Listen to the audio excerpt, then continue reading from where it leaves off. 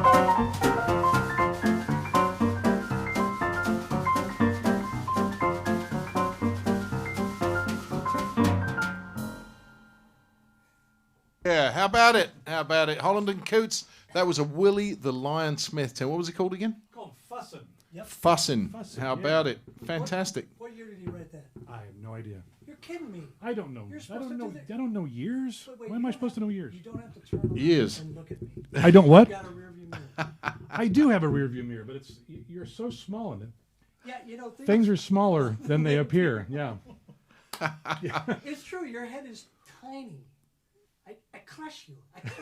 Because, yeah. This is horrible. Yeah, in this kind of thing, we have a rear view mirror. I don't know if you guys can see it or not, but hanging from the lamp here, so I can see. Well, this is great Danny. because a lot of times when we're here, like with Groovis, Mm-hmm.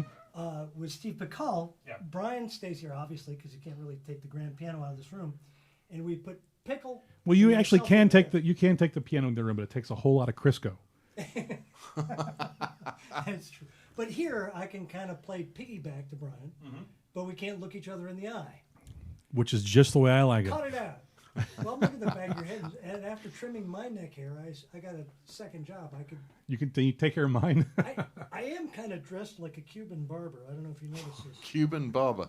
Is that I've never even thought about that dress. Well, look at Yeah. how Oh, I'm you dressed. know, like everyone knows that old Cuban barber look. Well, don't I look like a Cuban barber? Either that or a professional bowler, one of the two. See? Yeah, See? but it's very similar. Yeah. What do you have next? I thought we'd do a tune that I wrote. Oh yeah. I do. People ask all the time if I write music, and I do. I don't play it very often, but I do write it sometimes. And this was actually a tune that I wrote about a cat. All right. I read a lot of stuff about animals. I've written stuff about my dog. I've written stuff about A swan? no, not a swan. Good Lord. Anyway, this is a tune called this is a tune called "The Chips Are Down." All righty. The chips are down. Yeah. Should be about a buffalo.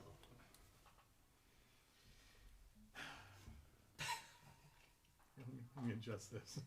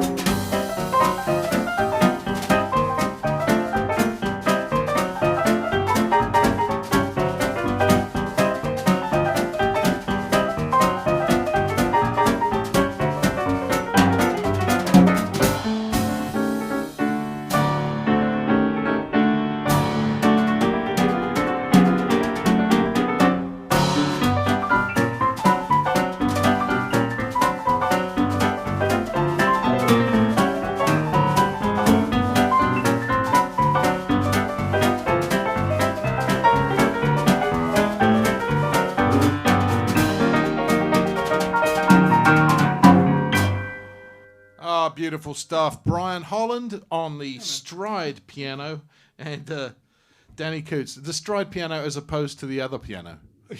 That's yeah. Well, that's what we call it, at least. That's right. Yeah, stride piano. I guess that was a term coined after it was invented. That kind of that people wanted to. It wasn't ragtime. It was a little different. So they kind of wanted. They gave it a term to differentiate ragtime and stride.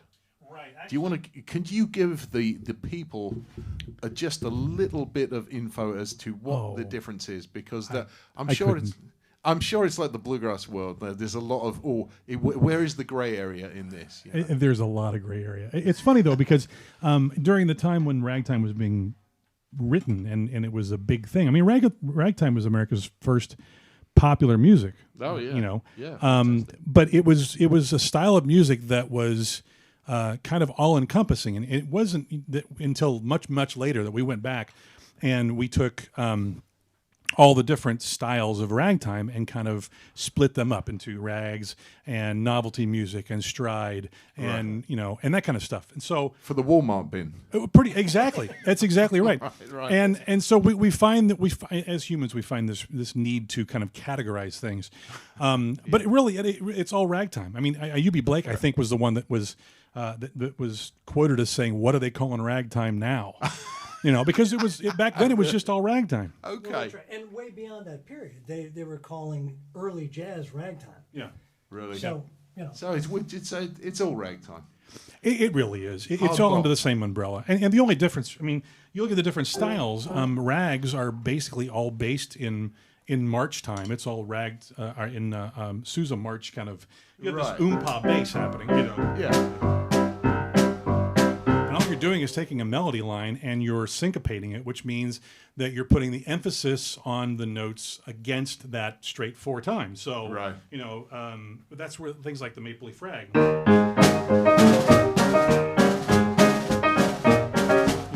It's the same bass, and the bass is just oompa bass. Right. But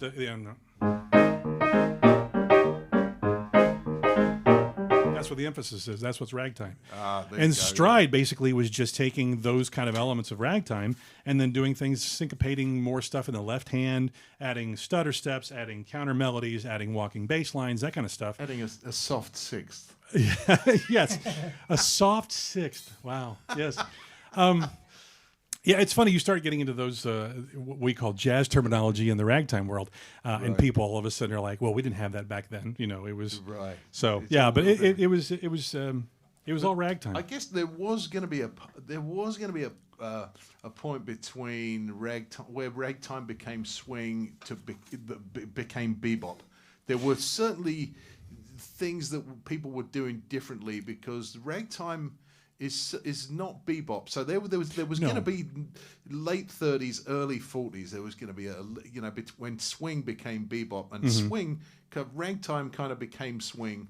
I don't know. I'm getting into it too deep now. Well, no, it's fine. It really, but it's funny because with ragtime being America's first original music, it's the first thing that the United States can actually lay claim to creating as far as musically speaking, and. It is. I mean, everything we listen to even today, it goes all the way back to ragtime. Rap music, rock music, jazz music, all of it.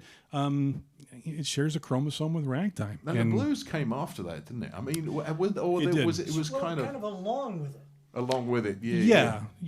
It's funny because you have that a blues form, but I mean, way back when original blues. There wasn't really a form. I mean, it was storytelling. It's a lot like it's a lot like country music was 30 years ago, where it was all about the stories. Right. And that's the way blues music was as well. It was about the stories, and it kind of evolved into having this 12 bar, 16 bar form. But which then that in turn basically turned into boogie woogie. I've always said that basically all boogie woogie is the blues at about twice the tempo. But it's kind of the same. It's the same structure, basically. I think of swing music as ragtime mixed with the blues. A little bit of that, because of the swing. Ragtime to me is more straight eights and swing was swing and eights. So I guess that's one of the main differences. Right. But still, it was it's different degrees of ragtime. Yeah. Well, I'll tell you what. Let's just play a rag. Let's play an actual honest to God. Okay. Yeah, man. Let me pick some utensils. Sure. You probably sticks on this one, is what I'm thinking. But we'll do a Scott Joplin rag that's not one that is played a lot. Oh yeah. Because I mean, you can listen to. I mean, any ice cream truck around the world, you're going to hear the entertainer. So, well, let's play Scott Joplin's new rag. Obviously, it's kind of mislabeled now. It's no longer new, but it was 100 years ago. So, Scott Joplin's new rag. Alrighty, Holland and Coots.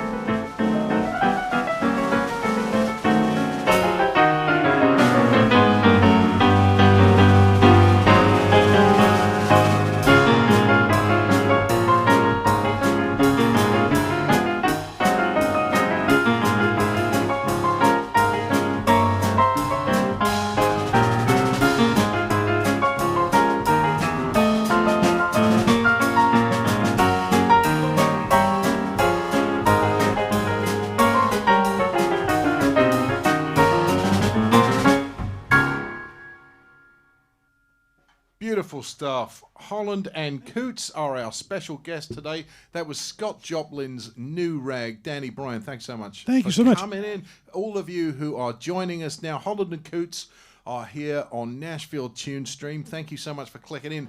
ShanesMohawk.com. That is your website. I'll just show you that. That's Brian's website. Check it out. visit here. I'm serious. Go Yeah. check it out at shanesmohawk.com. And we'd certainly appreciate it. Any donations, you can do it by Venmo or PayPal. That's at the top of the link. I will see if I can post that. I'll post that in the comments as well. I'll make sure I post a PayPal and Venmo link in the comments. But certainly donations, likes, shares, and follows, much appreciated right here on Nashville TuneStream. Help us keep going. Holland and Coots are in today. Stride and ragtime piano specialist, and all kinds of stuff, really. Brian, you moved to town, 3 years ago now? Yeah, a little more than 3 years ago. Yeah. And I know, is it more fun than Dallas? All apologies to my friends back in Dallas. Yes, it is. This is the best thing I've ever done. I love Nashville. I love being able to go downtown. Obviously, when things are in working in prime condition, but Right. go downtown or anywhere near the house and hear live music pretty much every night of the week. And it's great because people all everybody thinks that Nashville is it's country music. Well, yeah, I mean there's a fair amount of country music and it's really good country music, but there's also all sorts of styles of music playing here, man, and it's it's just wonderful. I mean, if we feel like playing or hearing something that's still different, then it's no problem to find it. It's great. Yeah, it's good. Yeah, all kinds of stuff. So many different, diverse. It's like a little. Well, as far as musically, it's like a little mini New York. Mm-hmm. I mean, it is. There's just so many different types of players here in a place that is. I don't know. Well, maybe 500,000, 1 million people in the greater Nashville area, something like that. It's growing. It's certainly become. I mean, we got an Apple store downtown. Seen that new mall? It's all becoming she, frou, and flash. I'm so sorry. I just drove past that new mall the other day, and I was shocked. Everything's changing so fast. What new mall? Yeah. Oh, have you not seen it downtown? I haven't been out much. Oh man, well, me neither, but it's right on Broadway. Right on Broadway. Really? You go past it, yeah. Just at the top of the hill, kind of thing. Really? Yeah. Oh yeah, you got to check it out. Everything's Lord. changed. Everything's changed. I've been spending a lot of time in my little spider hole. Well, as most of us have. It's easy to do. It's easy to do. Danny, you grew up. Whereabouts did you grow up? Well, as my ma said, I said, I want to be a musician when I grow up, and she said, you can't do both. So That's right. I grew up in northern New York on the Canadian border. There you go. Oh, very nice. And I moved here in '96. Wow. That makes it 25 years ago. But you don't often play in town, really. You're mostly a I'm road on the guy, road. or This pandemic, I lost over 50 weeks on the road. well, yeah. And because I'm on the road a lot, and somehow keep some things going here in town. That was about $200, wasn't it? That was about $200 worth of Dixieland cakes. That'll do. And my God, I could have had that operation. What you got next for us, guys? Well, we kind of talked about ragtime, and ragtime is such a great style of music that, there was the original ragtime era only lasted until about 1917 with the death of Scott Joplin. Yeah. But the ragtime revival happened in it was 73, I think, is when the Sting came out. Sure. Is that There you go. that right?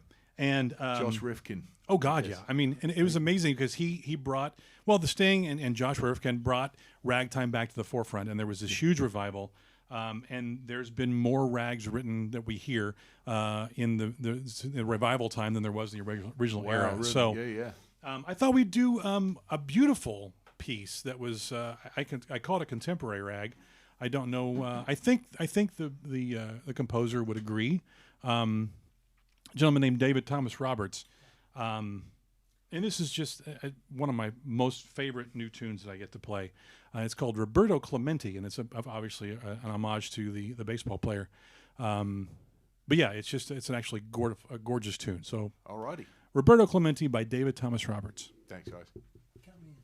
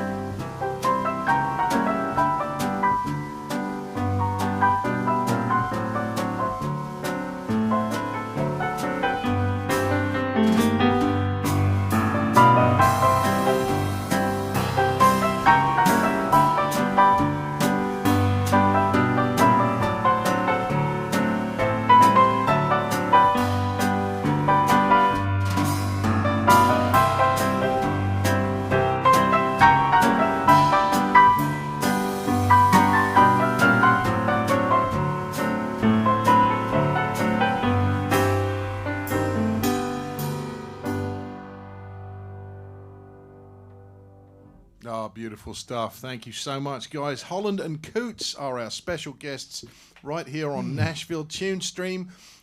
We are actually on YouTube if you want to send people some clips and get them into what we're doing right here on Facebook. These are just Facebook streams right now, but youtube.com/Nashville Tune Stream. You can see some clips. I'm sure we'll get one out of these guys as well.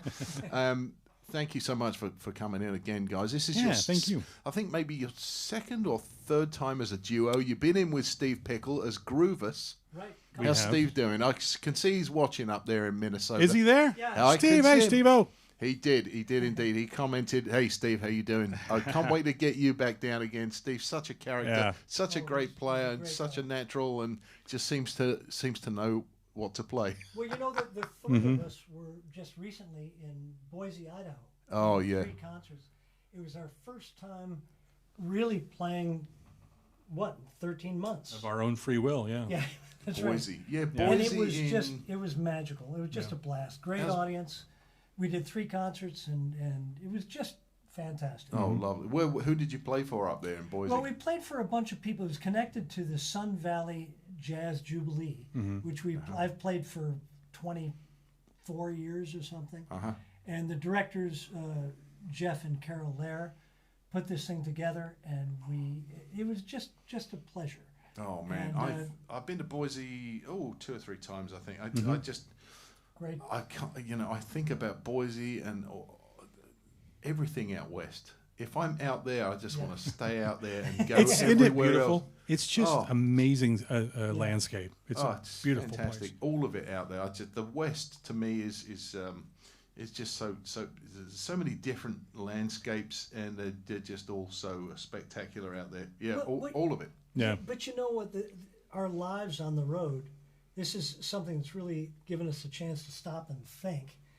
Because we're so busy going from one gig to another in different countries, different states, different provinces. And a long time ago, I kind of, ran away and joined the circus. And I really miss that part of my life. And we'll be back to it. Oh, I can't wait. I really can't wait. It's the drives are as much fun as the gigs. Well, that's right. It's true. That's They right. really And are. the I people love it. that we meet. The people you meet, the restaurants you go to, the little stops on the way. Oh, should we do the Grand Canyon on the way? Yeah, let's do that. That kind of thing. Yeah. It's like I'll do it. I'll do a couple of days in Vegas. I can't stay there for too long, but I always look forward to it for a day or two. Yeah. Sedona, you guys play there out. Fantastic. No, Sedalia. Sorry, I'm getting them mixed up. That's okay. We've been to Sedona as well, but Sedona, Sedalia, which is a little bit lesser known part of Missouri. Yeah. There you go. Yeah, But a Sedalia, great Missouri, festival. Sedona, Arizona. Yeah. Beautiful stuff. Where do you guys play up in out in Sedona? Oh God, I'm not even sure when we were last we were out there. It's part of our West Coast tour. Every year we've been doing this 5-week tour. It started out as something like 7 gigs in 6 days. 6 days, yeah. And You it's just grown expand into on 5 weeks with only 4 days off. That's great. Yeah. And then the pandemic hit, but we're on the verge of. I don't want to. You don't want to jinx it, do you? Well, we're gonna do it this year, but I want to wait till the numbers are good, or better, and we've all had our vaccinations. Book 'em, We've Dana. had ours. Yeah. And most of the people we play for have, but it's getting emotionally ready. Oh yeah. It's I can't wait. I'm back down in Florida next week. Can't wait. I've already been there twice because in the winter I can do it because it's open air. You can go play in January in Florida and That's it's right. fine. That's right. So that's why Florida has worked a couple of times for me. It's been great fun so far. Can't wait to get back there. Can't wait to get back out west. So I just want to mention Fats Waller. Well, why would you want to do that? I think I got into maybe the other stuff, the Ragtime and Joplin. It was actually Guy Van Duser, a fingerstyle guitar player. He did a record called Stride Guitar. Back in about 82, 83. You turned me on to that album. That's a great album. Yeah, he did a great job of that. Alligator Crawl and Snowy Morning Blues, which I still play. Some of the old Stride tunes, so much fun. And he turned me on to Fats Waller. I mean, Fats was yeah, I'd heard the name, but I didn't really know what he did. So He's after astounding. Guy had played that, I went in and started listening to some of that stuff when I was, I don't know, early teens or 11 or 12, however old I was. Sure, and, sure. Just got so into it, and I guess you did it at about the same time as well. Oh God, yeah. I still contend that Fats is probably the most amazing, not just musician but personality of the 20th century. I mean, just an amazing talent. Yeah, really, yeah. Writer and the stuff that he did. I mean, it's amazing what he did, taking tunes that really were languishing in obscurity, and made absolute hits out of them. Oh, unbelievable. Just by Wallarizing him and bringing him to the forefront. So Well, he was an actor, writer, right. comedian, entertainer, a virtuoso piano player. he was the a whole real thing. Renaissance man. Yes. Oh, and he unbelievable. did it so effortlessly. Yeah. It was just him. Everything that he did, yeah, it was just in him to do that. Hey, let's do Viper's Drag. Yeah. Oh, yeah. That's good. I was That's- actually going to Did we- suggest you that were? one. I Look was. at That's that. on that record. That's on the See? Stride guitar record. Hey man, I got your back. Do you? Yeah. Actually, I'm trying to think. Is Viper's Drag on one of our albums? I don't remember. Yes. Did we record that? Yeah, man. It's on one of our things. I don't know. If you go to shanesmohawk.com, you can find out. All right, here we go. This is Fats Waller's Viper's Drag. Starts with the blues. That's right. And doesn't stay there long. Oh yeah.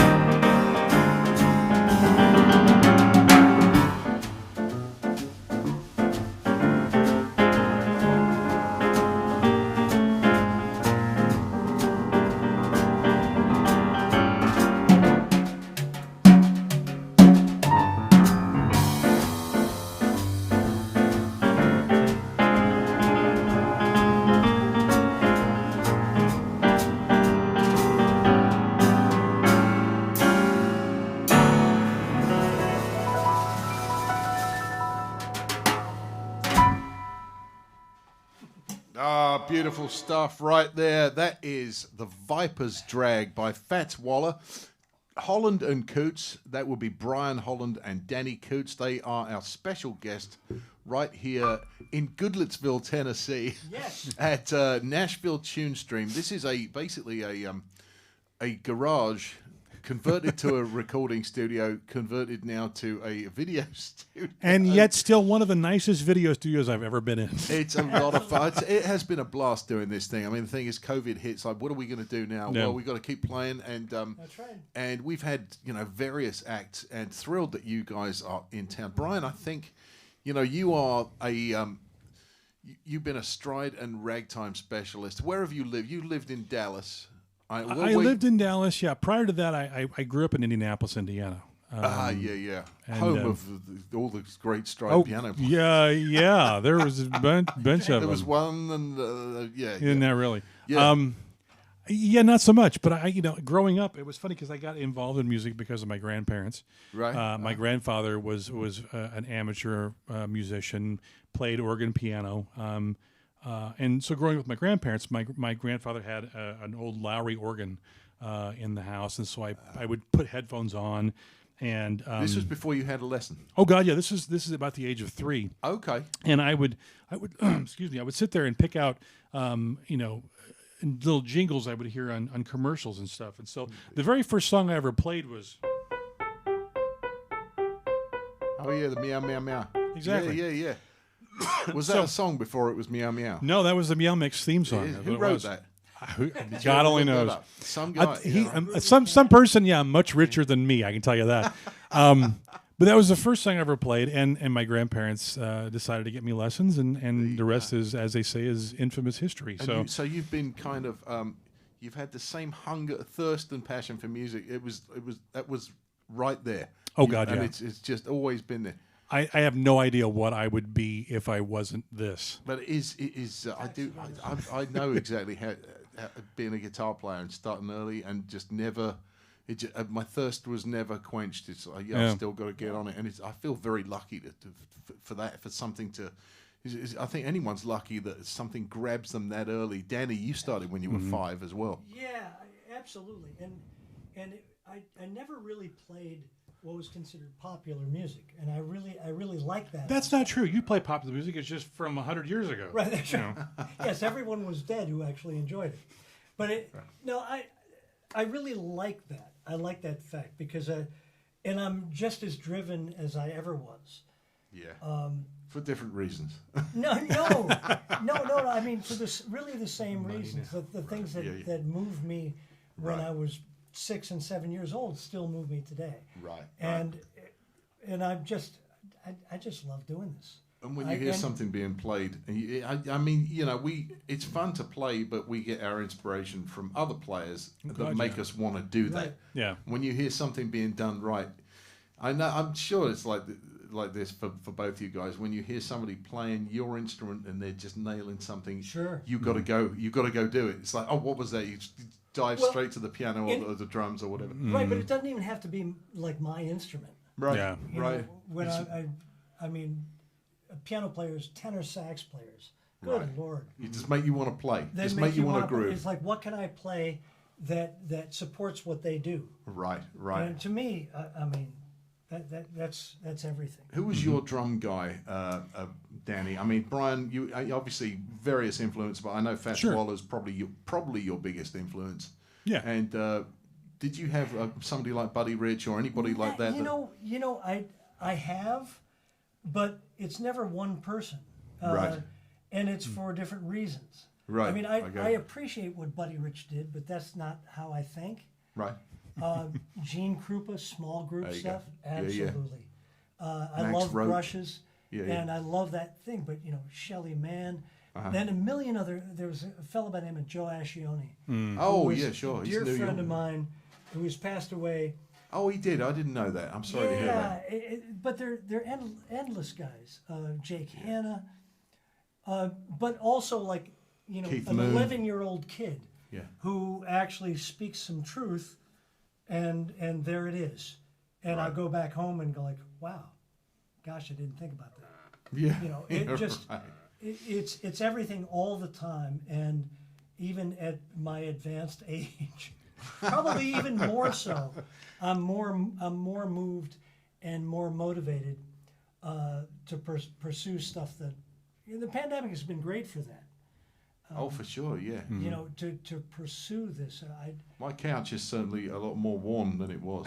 Yeah, and more sunken. Yeah, in the actually, middle. and the butt print. Yeah, That's right. That's right. What you got for us, guys? Oh goodness. Let's see. What should we do next? You know what we haven't done yet? We haven't done a boogie. We have Oh, yeah. We talked about boogie earlier with the blues Yeah. and so forth. Yeah, let's do. Oh God. You know what? There's one of the things that we get to do is traveling the world. Use the front door. on Is what? occasion. Use the front door. We can do that on occasion. now. No, usually it's still the back door. I always use the kitchen door entrance to get in. Nothing wrong with that. No, it's we get a chance to meet some of the most amazing people in the world in all of our travels. Oh, yeah. There's a gentleman down in Houston, actually in Humble, Texas, Yeah. named Brooks Christensen, who has always been he was. I think one of the first people at the Scott Joplin Festival. He certainly was there early on. Okay. Played at an early age. Went off, made kind of put piano to the side, made a lot of money made a living doing what he wanted to do, doing what he should do. Unlike us musicians, What who, was that? He owns this thing called Monk Engineering, and he basically builds nuclear power plants. Oh, nice. Yeah. But he's been a wonderful supporter of ours, and we wrote a boogie for him called Brooksy's Boogie several years ago. So why don't we do that? We've not done that. I don't think we've done that since the last time we were there in Houston. We were part of putting together a festival down in Buenos Aires, Argentina. And yes. he came with us. He was a performer on it. And I think this is where it grew out of. And Brooksy and Carmen, they're just great folks. Live in Houston. We actually will get a chance to see them. We're going to be doing a gig in Humble, Texas on July 10th with Carl Sonny Leyland. We're doing a dueling pianos boogie woogie extravaganza with Cootsy here on July 10th. So if you're in the Houston area, I believe we're at the Charles Bender Performing Arts Center. Make sure and check that out because we're going to be there, and it's a one-time show. So we're going on a bender. Yeah. When is that? Bender. When is that? That is July 10th. That's the only gig you got out there. That's our it. That's our next gig. That is, Oh man, I wish there was something else. Now you we could were do. supposed to Let me be put in my thinking Sweden the second week in June, but that belly didn't up. have it. So, But anyway, here's Brooksy's Boogie. Alrighty.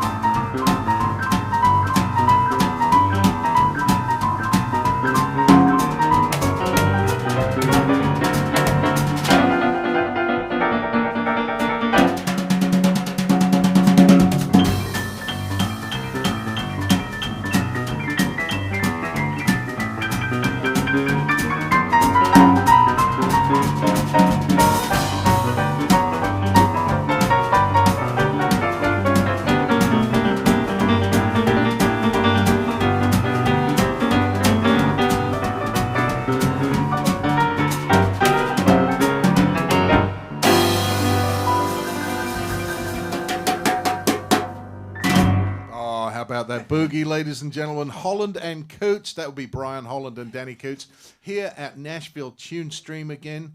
All local Nashville guys. Brian's been in town about 3 years. Danny's been here since '96. You're in Mount Juliet, right, Brian? I am, yes. Mount Juliet is love it up there. Yeah, it's just a little bit further east of town, out on the 70, I guess. Yeah, pretty much. Yeah. That was the How old 40, I think, wasn't it?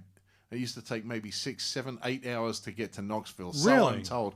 Yeah, Wow. that was the old 70 goes all the way out, and now we've got the Eisenhower Interstate, and so 2.5 hours to Knoxville as opposed to, especially with the cars they had back then. Yeah, but you know what? They're putting in the new suction tubes where you can get there in 20 minutes. I think that's what they're going to do. Yeah. There's nothing wrong Is with that all that old bank technology from the drive-thrus? Exactly. Yeah. That's it. Well, That's right. the hamster tubes. You have to wear a space suit, otherwise you get your eyes sucked out. That right. At least your clothes removed. This portion of the program brought to you by Basil Hayden. That's right. That's right. It's like being in space. Yeah. All right, guys. Sorry. Excuse me. Excuse my brain. Just No. It's good. There's It's nothing wrong this is with what I love. I love it. There's nothing better than a stream of consciousness show. I love this. This is great. I've got some nice camera angles on you guys. Actually, I'm really sorry. The lighting is I'm doing my best here with what we have, but I've got some nice. Look at that. I can see exactly what you're doing. See, Brian, do you do That's much? not good. Yeah. Do you do much teaching? I used to. I don't anymore. I taught a lot in my younger years. The thing was is that my gigs kind of got in the way, and I hated having to reschedule my students for I can't do it this Tuesday. I can do it, Right. And so I think it goes kind of hand in hand with performing. As many performers, anybody who's performing. It's certainly instrumental music. It kind of goes with the territory. It doesn't so much go with a pop star. You don't teach music as a pop. Ziggy Stardust doesn't teach music. His keyboard player would teach music. Yeah. That kind of thing. His keyboard player is also making a fraction of what Ziggy's making. Well, so, that's the other part of it too. It's a necessity. Right. Yeah. And I think in order for a musician to, there's this. I think there's this. Part of you that wants to hand on the knowledge, and I just there's one thing I wanted to talk to you about. One of the difference, another of the differences between ragtime and stride. We'll just back up a little bit. Sure. Is the octave to the 10th in the left hand? That 10th thing. That was a Fats Waller edition. So I'm led to believe. It could be. I'm not entirely positive. I mean, he did. I think.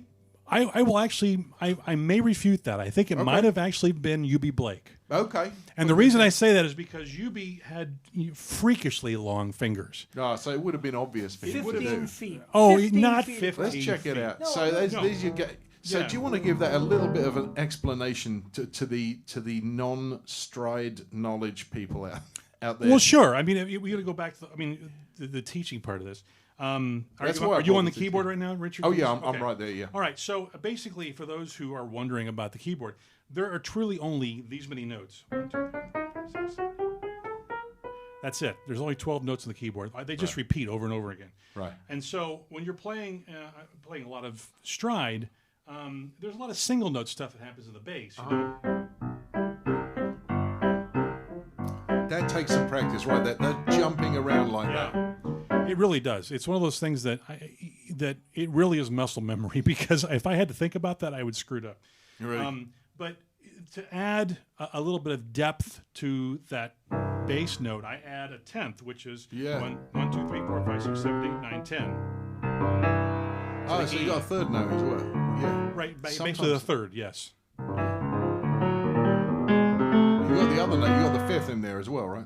Right, I throw the fifth in because again, it just makes a chord. So it just it's a deconstructed chord, but I think it sounds so rich. Oh yeah, it sounds better than just one note or an octave. Right. But it's not always there. Sometimes it's there. When do you decide? Is it a fraction of a second before you do it? Oh, it is truly my hand that decides. I don't decide. My hand does. So it's like any improvising musician playing lines. you're just going to do it this time. It's muscle memory. It really is. Right. And a lot of it has to do with, I mean, the fact that I have paws. I don't have hands. I have paws. Now, one of my first piano teachers, a gentleman named Jim Atkinson, he recognized this in me, and he says, look, you don't have long fingers. If you want to play this kind of music, you're either going to have to roll, Right. Or you're going to have to stretch your hands. Now, I found out later it was probably not the smartest thing to do, but Like Guy it Fawkes, worked for me. Yeah, Put exactly. him on a hand stretcher. Well, and he had my grandfather make me a sanded 2x4, and I would spend a half hour every day, pushing my hand against the 2x4, basically stretching that tendon out. Really? And absolutely, both hands. Wow. And And I've heard stories about people cutting the webs in their hands and stuff like I've that. heard about that as well, which I Yeah. would, I wouldn't do that. I would, who knows what I would have done if I had even But, shorter hands. There's an actual reason to do that, though. Some people, they have all kinds of plastic surgery, because they think that's going to work. So it's not so bad, really. But it is. It's not bad. I mean, I have hands that basically, I don't know which camera you're on, but most people, when they put your hand out and you stretch it out, you have this kind of V shape. And with me, I can actually, There you go. it's a straight across thing. Your left hand stretch is wider than your right hand stretch. Oh, totally. Yeah, because I don't need it Because in you my trained it to do that. Yeah, I don't need it as much in my right hand. I can It's like barely a reach damn a 10th. gecko. That's what he is. There you go. You're That's like a interesting. gecko. So you really trained those. You trained those tendons. Yeah, That's absolutely. Great. Yeah. Yeah, well, I mean, practicing 4 hours a day from my, when I was 8 years old till I was about 21. There you go. It kind of happens naturally now. Do you know of other piano players that have done the same to exercise to stretch those tendons? I don't know of others that have stretched themselves like that. I'm sure they're out there, but yeah, I don't know. So it's like, if you were teaching, it would be, so you want to play stride piano? Well, it's the rack for your left hand, young man.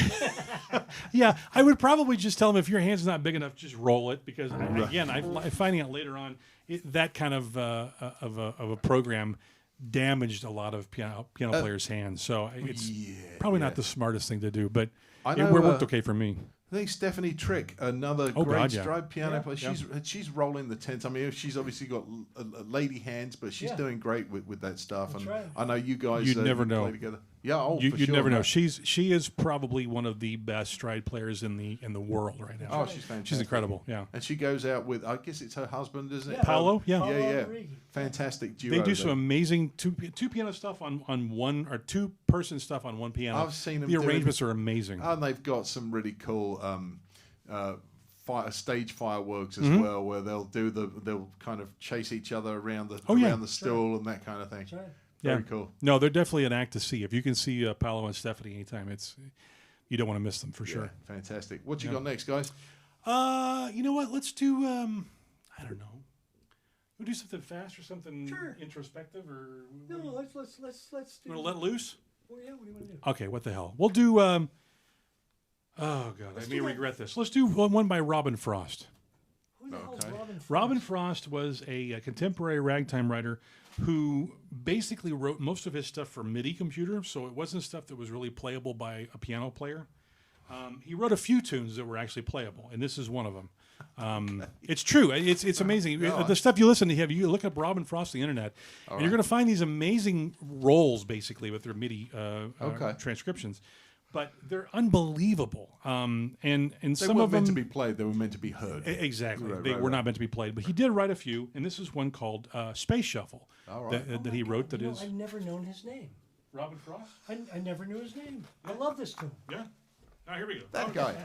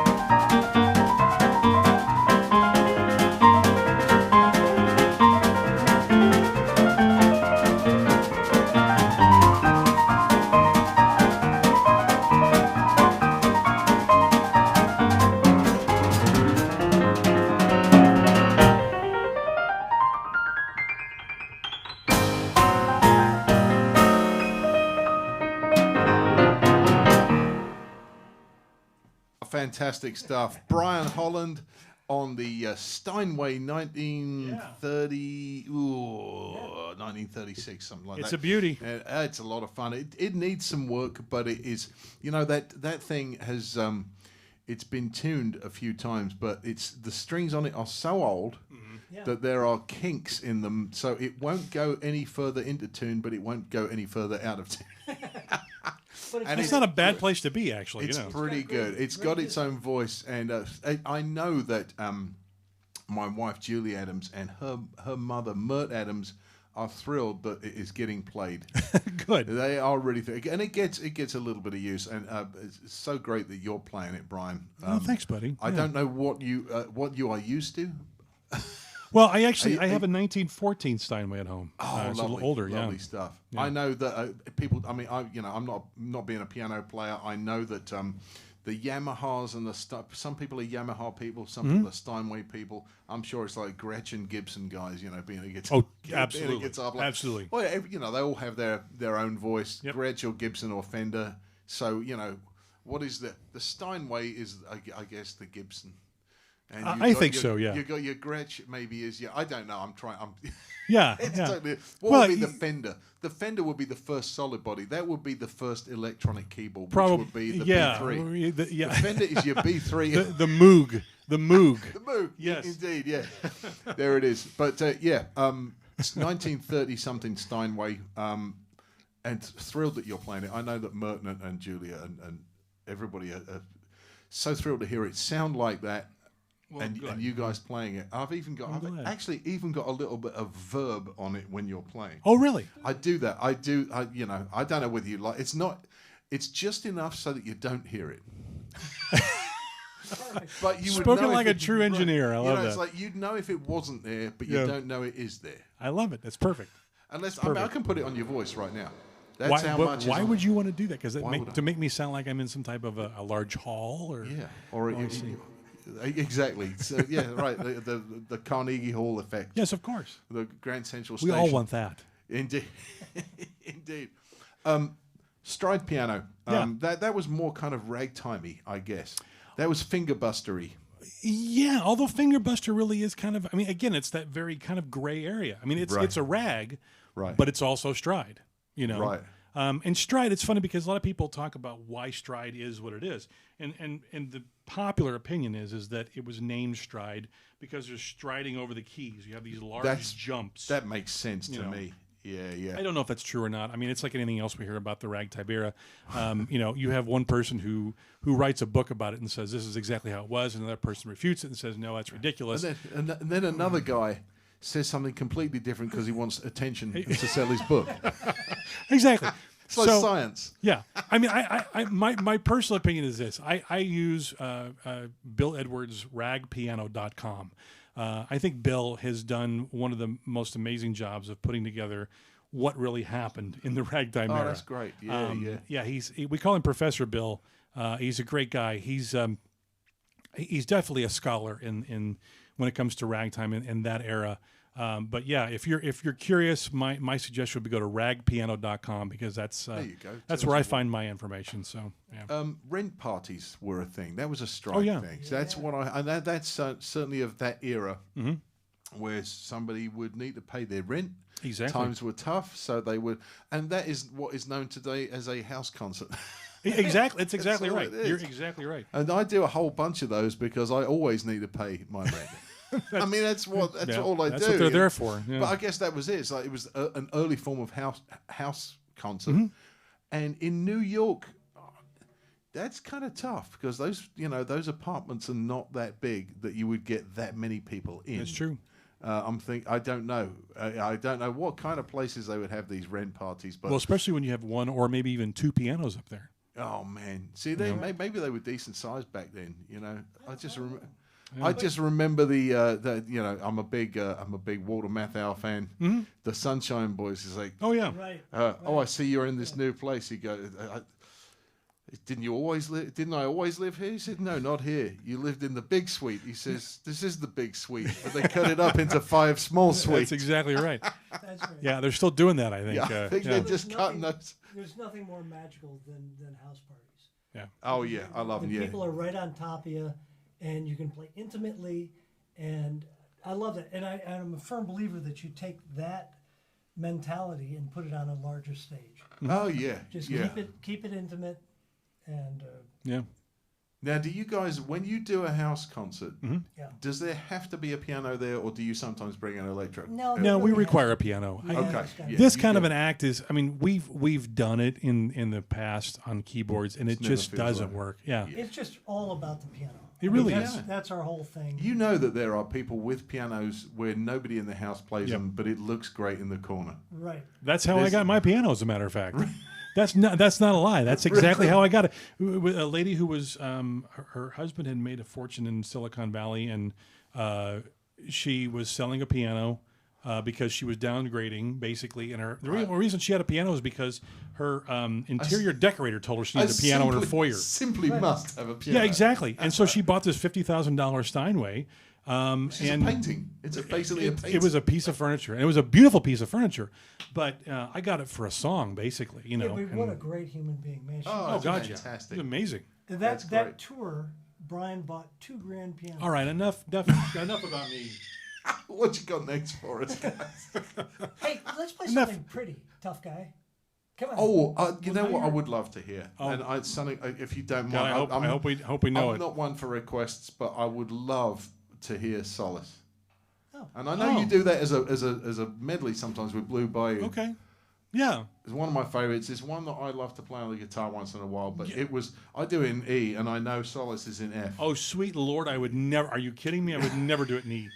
My God. You're trying to kill the piano player. I'm so Don't sorry. No. But I will play it, and I It will. doesn't bother me a bit. We can do it in E. No. Yeah, it just F. All right. F. For you, Richard, anything. Here we'll do. Oh, I We'll do appreciate Scott it, guys. Joplin Sauce. As a matter of fact, this was the love theme from the Sting. It was. This was Yeah. yeah. So here we go. Love and Sting. They go All together right. nicely, don't they?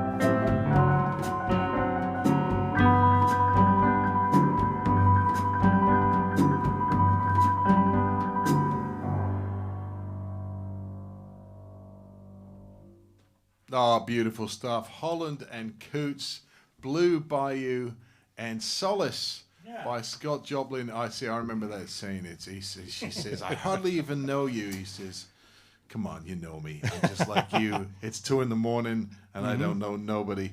And that was it. And she tries to kill him later on. Nothing wrong with that. She's The typical musician line. Yeah. Salerno, put Salino on it. Yeah, great scene. The music was such a big part of that movie. And certain movies, the music is such makes the movie what it is. Absolutely. A lot of the time. Right. And No doubt about it. and actually, the Sting was 1930s. It was based in, and I remember them talking about that on the album, even though it was set the ragtime music was kind of teens, 19s. And Yeah, it was absolutely. maybe the 10, 15, 20 years before the movie was set, but it's still. Well, the fits so theme to well. this thing is The Entertainer. That was written in 1902. So Really, yeah, absolutely. yeah. And this was 1930s, but it still fits so well. Sure. Totally. You know? That's And right. I guess it was Marvin Hamlish that arranged, Correct. and it was the guy Gunther Schuller Right. that did some of the other arrangements from that band arrangements of solo piano tunes. Right. Must have been a lot of fun too. Have you ever arranged for band, Brian or Danny? Or have you always stuck to your own instrument and left that stuff to somebody who's I've done very little. I think Danny's done some of it. Have you Well, not? but Or? you know, the thing of it is that ragtime back in that era, a lot of it was arranged for orchestras. That's true. really? Not yeah, It was even all big dance orchestras, music. small. Alexander did a lot of it. Yes, of course it is Ragtime Band. Yes, exactly. Yeah, He yeah. did that, yeah, absolutely. He That was the first they guy. They were all over like a bad smell. They were just. No, but there were an awful lot of stuff that was done, and people like, You know, for I've me, lost my train of thought. I don't know who you're talking about. I don't. There's It's- that you- mirror again. I'm looking Your right at the tiny mirror. I little know. head I in know. there. for me, it's like, you know, I mean, I'm not a good reader of music. In fact, I would say I don't read music. I certainly can't sight read. I can read well enough to write parts for my wife on the cello, but it seems when I'm just putting pen to paper, it seems like I'm just working in an office. I want to play.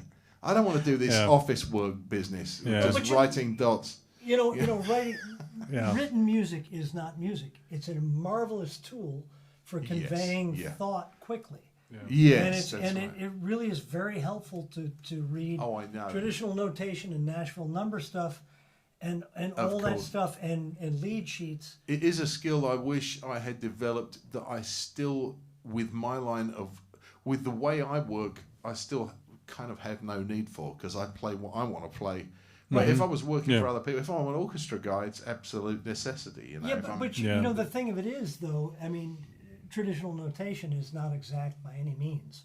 You're right, I mean, about if you're talking about eighth note triplets, there are no such things. right, They should be right. 12th note triplets. I Right. mean, it's just. And even Chopin and Bach, those guys were improvisers. They probably did it a little different each Of time. course. But somebody wanted to know this piece, so they had to roll their eyes and say, "Okay, I'll write it down for you." Well, that's right. And if you take something like a shuffle, there are a million different subdivisions that could be that interpretation. It's not just Right. a triplet divided, or Right. 16th notes divided. Right. Exactly. It's every different kind of smell you can imagine. You know. The suburbs, the subdivisions of music. Exactly. Oh my. Yeah, exactly. What you know what? Oh, That was beautiful, by the way, guys. Some of my favorite music. Thank you. Solace and Solace by Scott Joplin. That was actually With the- arranged by a good friend of ours named Mark Allen Jones. He lives out in Carmel, California. Yeah. Mark's Clint an Eastwood lives there. incredible piano. Yeah, he does. You're exactly right. Yeah, yeah. A great piano player, a great arranger. Who would have thought that a Joplin tune from I think 1909 and what that was Blue Bayou was written about 1960 something. Lovely stuff. Yeah. Who would have thought they go together? But Oh, it's they're somebody perfect. just had that brainwave right there, and Yeah. it just worked. let's do another Fats Waller tune entitled "Bach Up to Me." Oh yeah. Back up to me. All right. Oh, You're it's a just great calling the one. big guns. Okay. The first time I heard that played was actually Dick Hyman. That's Yeah. the only time I've heard it played, other than when I play it. And actually, the arrangement I have, Dave Jason. I remember calling up Dave Jason one time, who lives in Flushing, New York. One of the world's most amazing authorities on ragtime. And I played him this tune. I said, I have to find this. He goes, what is that? I've never even heard it. And I told him it's a tune called "Bach Up to Me" by Fats Waller. He goes, "No, it doesn't exist. It's not there." He says, "If it existed, I would know about it." Right. And so he went and found this thing, and he sent me a copy of it. And I looked at the music, and I went, "This is nothing like the Hyman recording. What in the hell is this? This is nothing." Really? Okay. Yeah. And Dick Hyman did this amazing job of arranging this piece that. It's a good tune by Waller, but the only arrangement I've ever heard is Hyman, so that's kind of what I play. His Fats Waller record, right? Yeah, exactly. Yeah. So okay, we'll do. This is Bach Up to Me. I've got the keyboard camera right there, right behind you. It's just over your left shoulder. No pressure. That's great. Do you want to look over your left shoulder and say hi? Just so you. There we go. There we go. Wow. All right, here we go.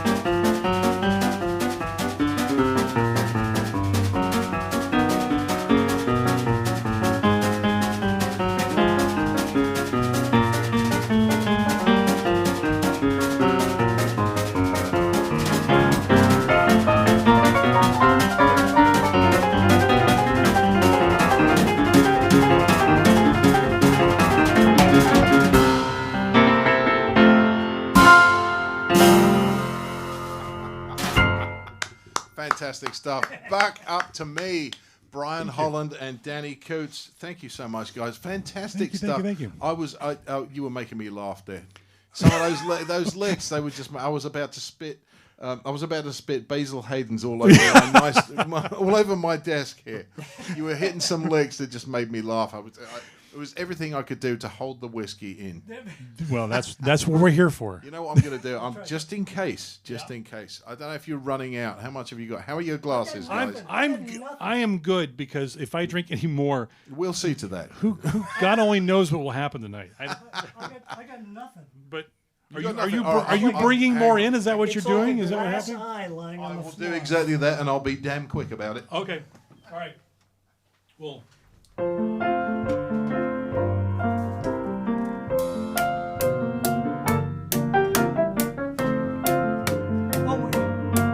Oh, he's handing it to me.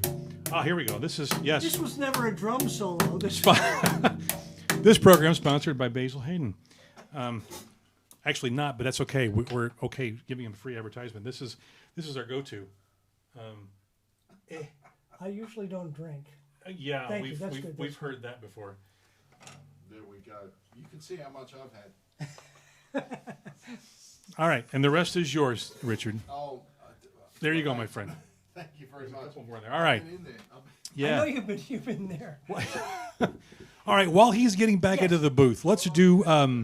Let's do one I wrote. I really want to play this piece because I love this. This is actually the piece that I'm the most proud of.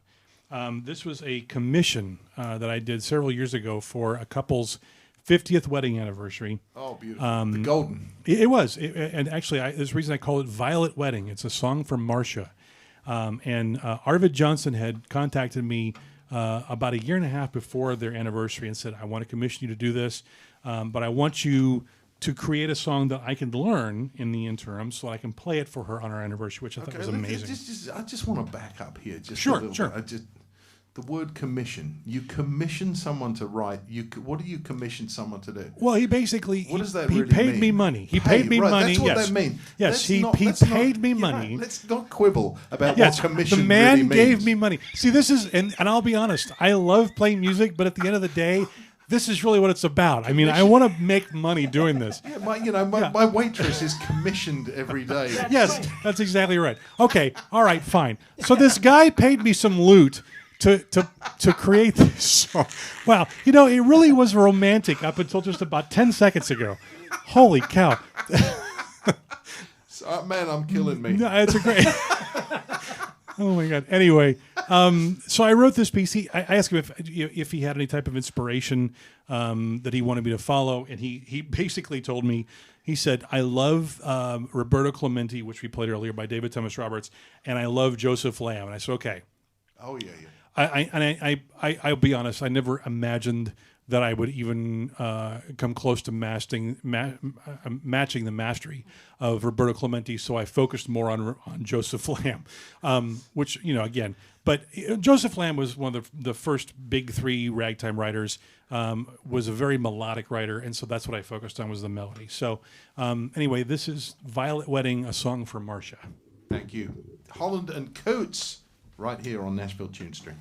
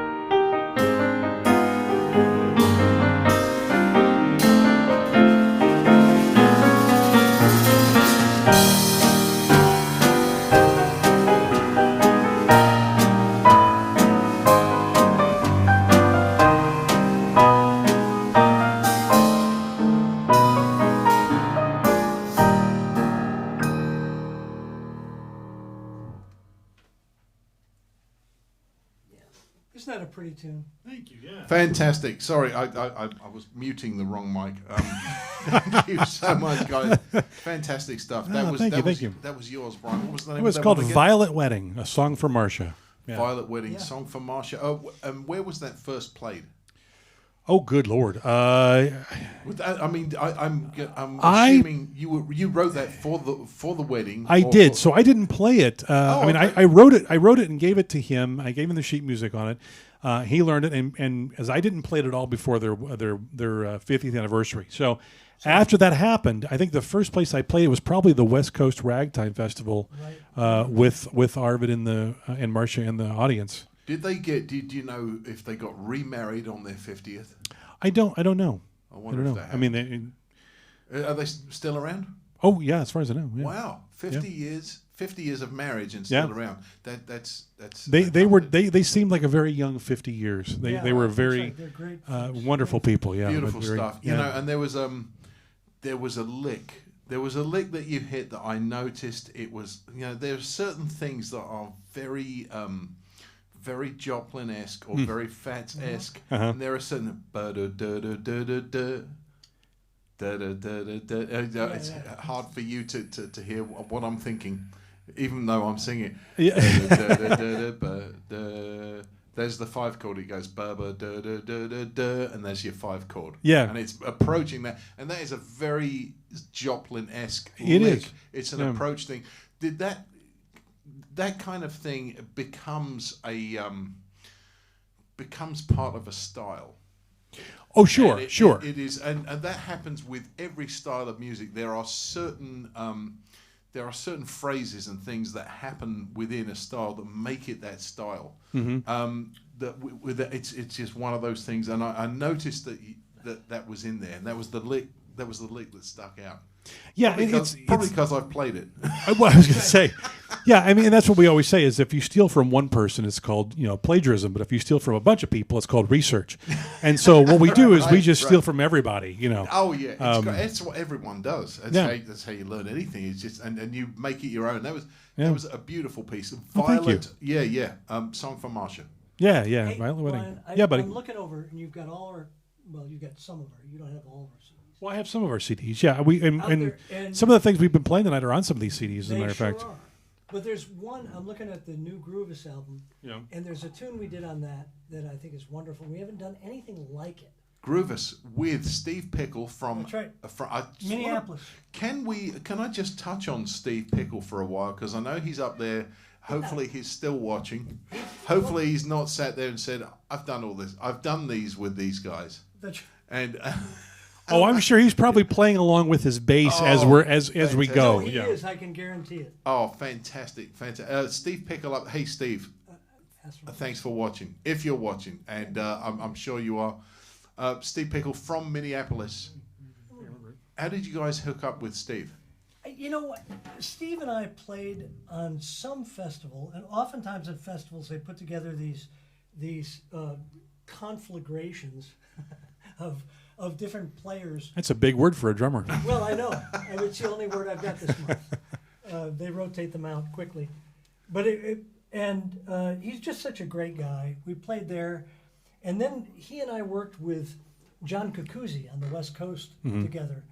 And he's just one of the most amazing people. And then when we were asked to put together for the Durango Ragtime Festival, they wanted to branch out and pull in an early jazz Durango. band. This is Durango, Colorado. That's right. Oh, see, you keep talking about places like that, and I just miss the West so I much. know. Not just one place, all of it, of the West. I know. It's And just we're about unbelievable. to get back there somehow. Oh man, I'm so ready for it. But sorry, carry on.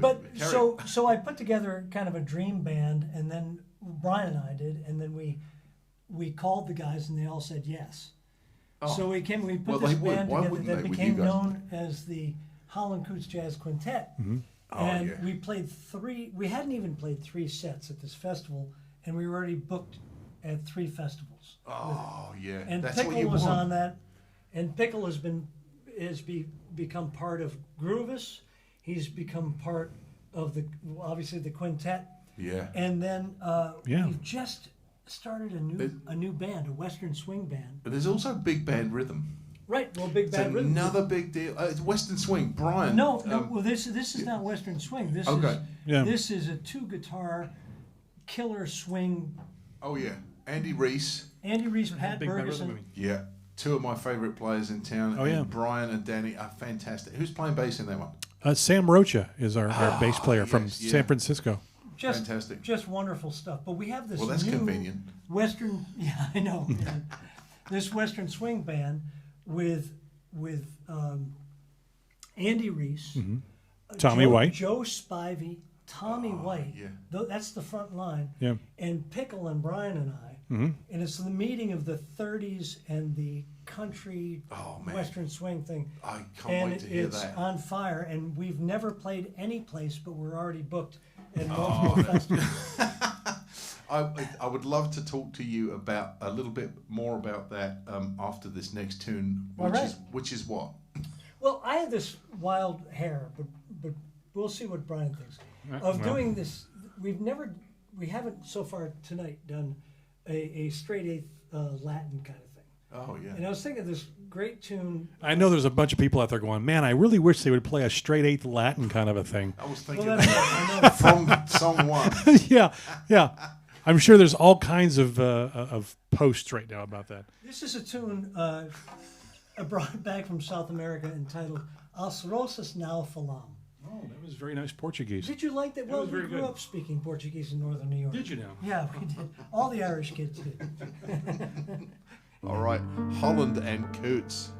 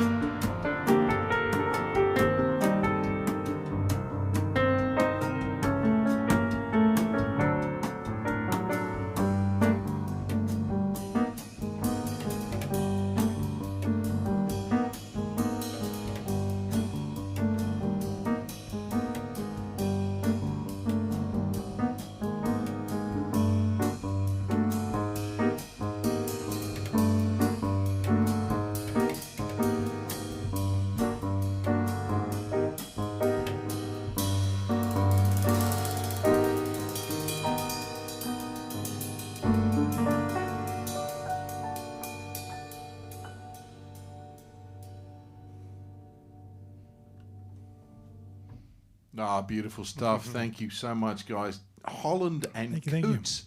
They are the duo that are in right now. You can see him on the left. There is Danny Coots on the drums, on his homemade drums, I might add. Do you want to talk a little bit just about those, Danny? Those are your homemade travel drums. Yeah, you know what I call these my umble set. We were talking about Brooks Christensen earlier. Yeah. Humble, Texas. That's right. Yeah. And I had this idea. So many places I play they don't supply drums, or if I'm on tour. That's a lot to fly with. Well, we're allowed to rent. Yeah. So I got this weird idea that if I were to take a bass drum, and I took a 1960s nothing special bass drum, but good hardware, and stripped it down and put it on my table saw, as we all are known to do with. I'm sure you've done that with guitars. Surely you can get a kick drum in a cell phone these days. Well, that's exactly it. And I cut it down to 9 inches, because 9 has always been lucky for me. And then I birch veneered it, and I put the support hoops, and I cut bearing edges, and I put it back together and put all the hardware back on it. Yeah. And it's one of my favorite little bass drums. Oh, it's round and creamy. And then I took 2 hand drums and I mounted it. You kind of have to be like a mad scientist. And all of this fits in 2 underweight, undersized check bags. Oh, that's great. And so on Southwest. So you just take your clothes and put I them don't on wear top. any clothes No. at all. That's just what he's wearing on the plane. I have a black plastic garbage bag with a head hole cut in it. And It goes overhead. I sweat a lot, but Well, they look like they were made by a professional, Danny. Do they? They really do. Professional what? Yeah. But I love the sound, and I love playing them, and I've played them all over the place, and I can't believe it. It's still weird to me. Well, they sound great. They look great. I'm glad they're easy to travel with, and that you can do that. I mean, that was great. You're kind of like the Charlie Chadwick of the folding bass. Well, and Charlie and I have had talks about this. I'm sure. Yeah. Charlie Chadwick. He didn't want to do the stick bass thing, which a lot of bass players go on the road. They rent that stick with strings on it, and it does a fair job. But he wanted a real bass, he invented the folding bass, which comes in underweight and it's flyable. And so you've done the same thing with this. Well, in a similar way, and I actually used to own a Chadwick bass. Yep. You did? Because do you play bass? No, God, not at all. So you got to use part of it to make his drums. The guy right here, on my driver's side, is usually the bass player, and he'll be on a stick bass, and it's like playing a praying mantis. So you turned to him. Well, I'm just assuming you during a gig you just looked over your left shoulder and said, "This just won't do, sir."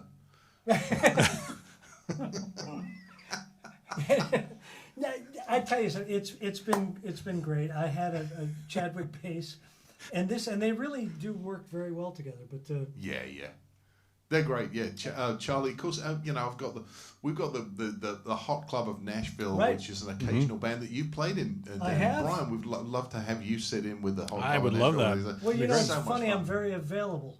Well, we'll do it. We will do it. Let's do it another time. Yeah, we're all available. Yeah. I'd love to do it. I'll call both of you guys. But Danny, great set of drums. See, what Charlie did was he started taking orders, and he went down that rabbit hole of being a bass manufacturer. You're not going to do that, are you? No, I'm not. God, I hope not. I've never cared that much about making money. I make enough money, but I like playing and I like fixing problems. And the problem was having a drum kit I can take with Brian and I. I mean, if we go for 5 weeks to run a drum set, it would be stupid. Right. Yeah. I understand. So now I don't want to play a big band gig on this. It sounds great. For 2 people or 3 or. I've just got a couple of mics on those, and I'm hearing everything I need to hear. You ought to hear a real drummer on these. You should hear it from my perspective. Let me tell you. The Western swing thing. I wanted to just ask you a little bit about stride piano and Western swing. They go, well, ragtime piano, it's very hand in hand. It really is. Yeah. I was looking up. Actually, I was just looking up Bob Wills. Mm-hmm. I can't remember the name of his piano player, and I looked up Al Strickland, the Mm-hmm. old piano pounder. That's what came up. Al Strickland, Cleburne, Texas. Al Strickland, the Okay. old piano pounder in Bob Wills' original Texas Playboys band, died Wednesday after a 2-year struggle against bone cancer. He was 78. This was back in 1986, Yeah. so it's been a long time. Yeah. But that was him, Al Strickland, and I guess there's a lot of swing piano. There's so much married together. Even Bob Wills started off. Really, it was big band music when Bob was starting on. That's right. Mm-hmm. Yeah, absolutely. This stuff went hand in hand.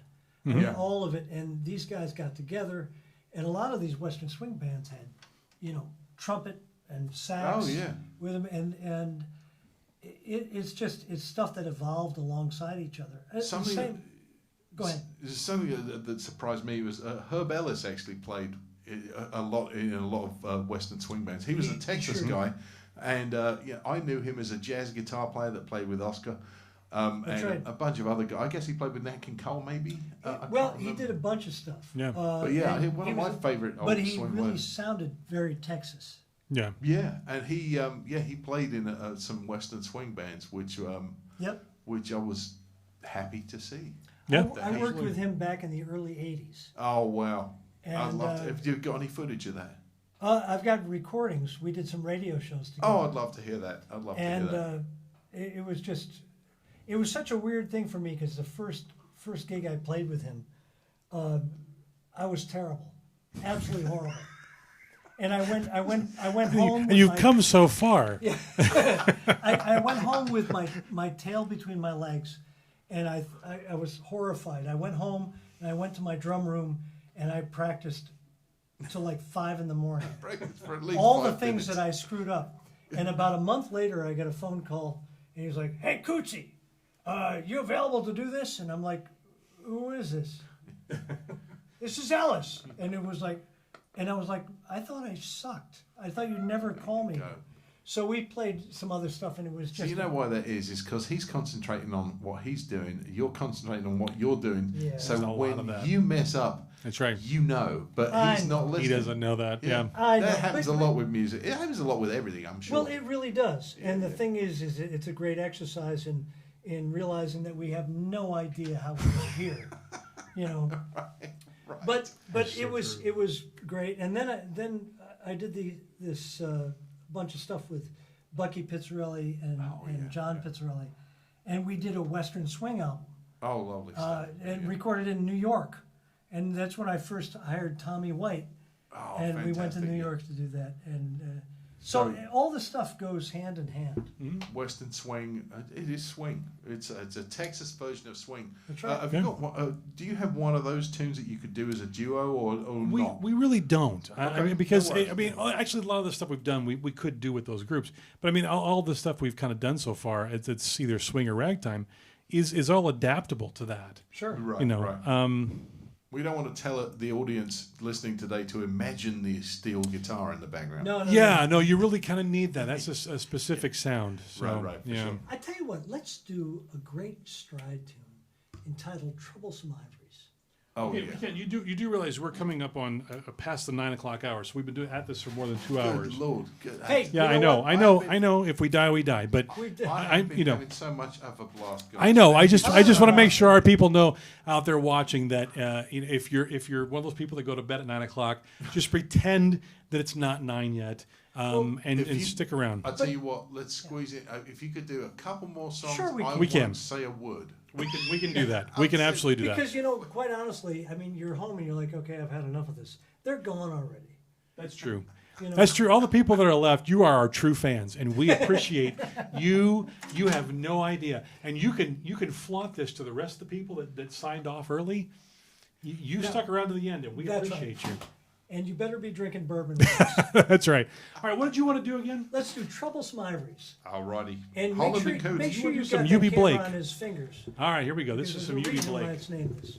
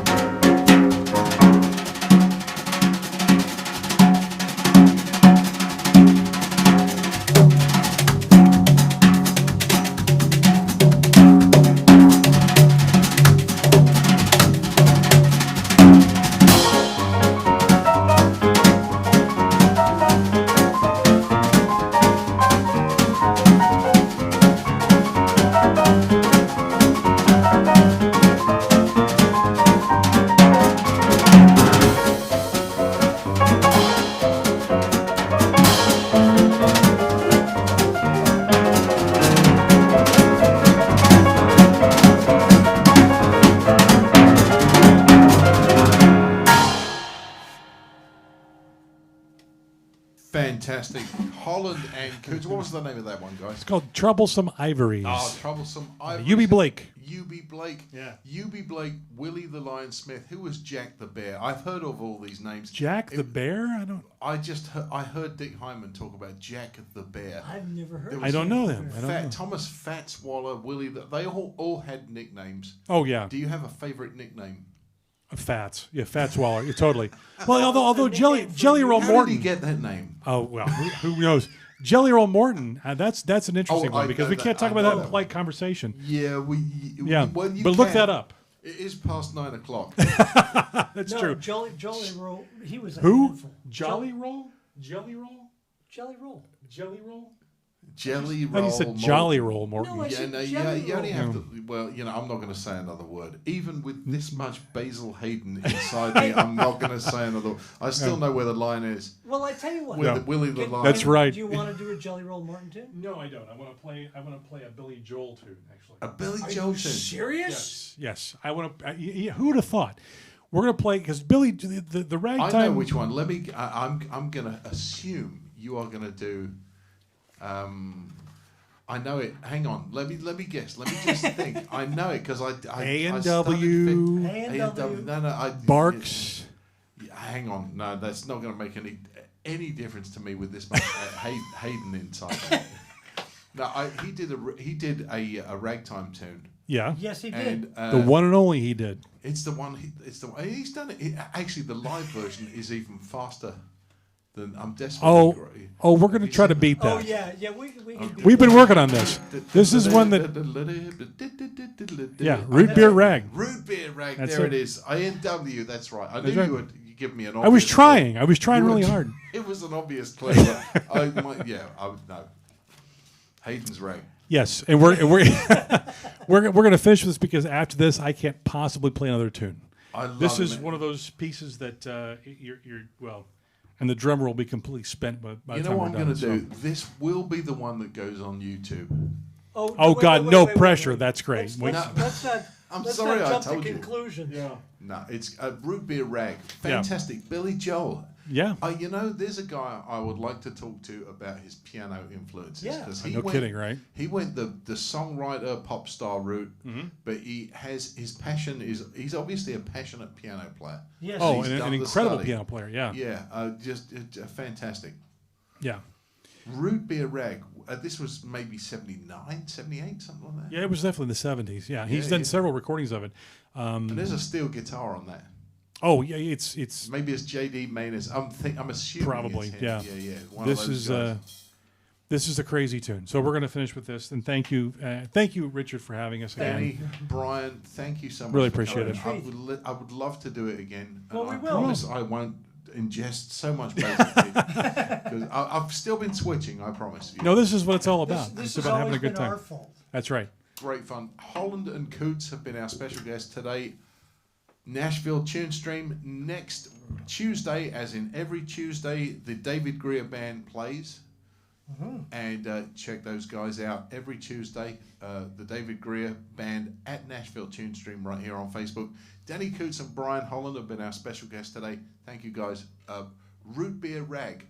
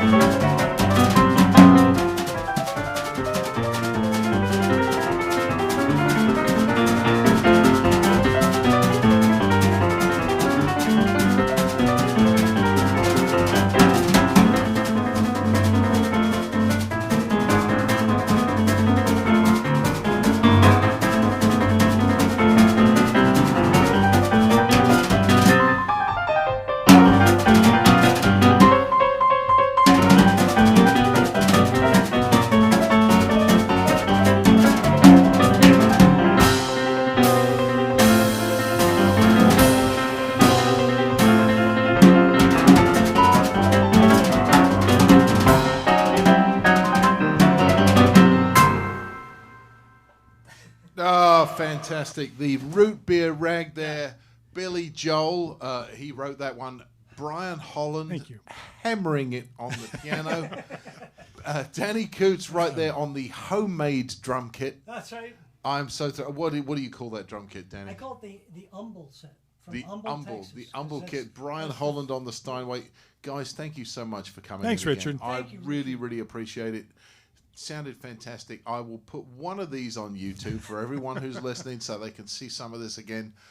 Please tell your friends about Nashville Tune Stream. That's right. We have been going easy on who's been coming in because we've been trying to be careful. The David Greer Band, a fabulous bluegrass band, they've been in on every Wednesday. Sorry, Yeah. every Tuesday. Tuesday. Yeah. Excuse me. Every Tuesday, the David Greer Band has been in with Stuart Duncan, Dennis Crouch, Casey Campbell, and Corey Walker. They've been in every Tuesday. And they're incredible, by the way. They're Don't miss them. They're amazing. Great band. They have a lot of fun. Holland and Coots in tonight. I'd love to have you guys back in with Steve Pickle as Yeah, man. Rufus. Anytime. We will do it. And as things get better, as people get their vaccines, as everything gets safer, I'm hoping that we can have something every night so we can really turn this into a full-on TV channel for people to watch. Yeah, man. That'd be great. Richard, I mean, what you're doing here is unbelievable, and it's kept us alive. It's been a lot of fun. Yeah. I tell you what, it's been. Who knew that this would happen? See? Yeah, I know. Danny, Brian, thank you so much for coming in. Thanks so My much. pleasure. Thank you. Nashville Tune Stream. Please tell your friends, share, like, follow. Watch this again, share this with your friends, and get them to donate because we can't do this for free. Well, we could, but we would have to. We would be wearing really, really crappy clothes. We would be doing that. Or actually, at the end of the day, we could do it for free, but then we would eventually have to pay our mortgages with other jobs, which means that we couldn't do this. Like a drummer. Yeah, it's just not good. Exactly. So donations, happy to receive those. Yeah. Thank you so much for watching, guys. Holland and Coots, thank you, guys. Thank you so had much. a blast. We will do this again. I've had a blast. Cheers. Thank you, guys. Cheers.